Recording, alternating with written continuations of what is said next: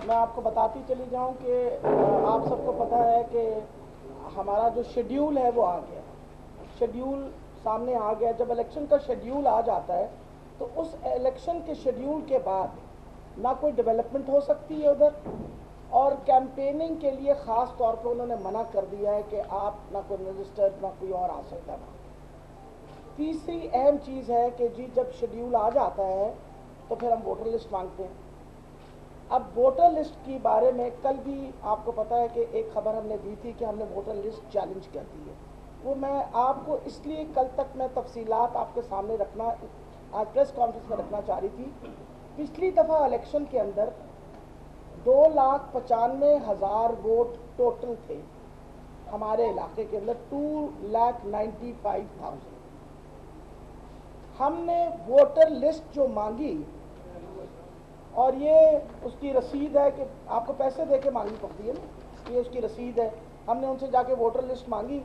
उस voter list जो हमें उन्होंने दी वो इनकम्प्लीट थी। उन्होंने हमें 2016 की 31 दिसंबर तक लिस्ट दी। 2016 की 31 दिसंबर तक लिस्ट दी है। हालांकि अकॉर्डिंग टू रूल्स जो पहली तारीख इन्होंने 1 अगस्त को अनाउंसमेंट की तो 31 जुलाई तक जितने लोग इसमें शामिल हुए हैं वो हमारे पास लिस्ट होनी चाहिए थी। डिस्ट्रिक्ट इलेक्शन कमिश्नर ने जो लिस्ट दी उसमें 3,25,653 वोट उन्होंने दिए हैं 31 दिसंबर तक।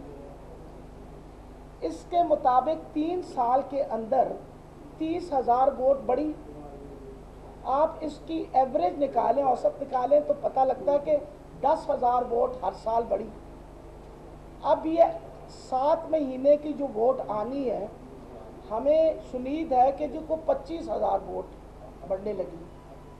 तो मैंने वैसे सोचा कि शायद 18 साल पहले अचानक इस हल्के के अंदर बच्चों की तादाद जो पैदाइश की तो शायद बहुत बढ़ गई थी, क्योंकि ऐसा ही होता है ना कि जी बच्चे पैदा होते हैं फिर बड़े होते हैं 18 साल की उम्र में, फिर उनकी वोट बनती है। ऐसा ही होता है कि भी एडिशन होती है, तो शायद अचानक उस साल बहुत ज़्यादा पैदाइश हो गई। पीटीआई के रहनुमाओं की जानिब से इस वक्त लाहौर में प्रेस कॉन्फ्रेंस जारी है। यास्मीन राशिद इस वक्त बात करें, उन्होंने कहा कि 3 के अंदर से 30,000 वोटों का इजाफा हुआ। डॉक्टर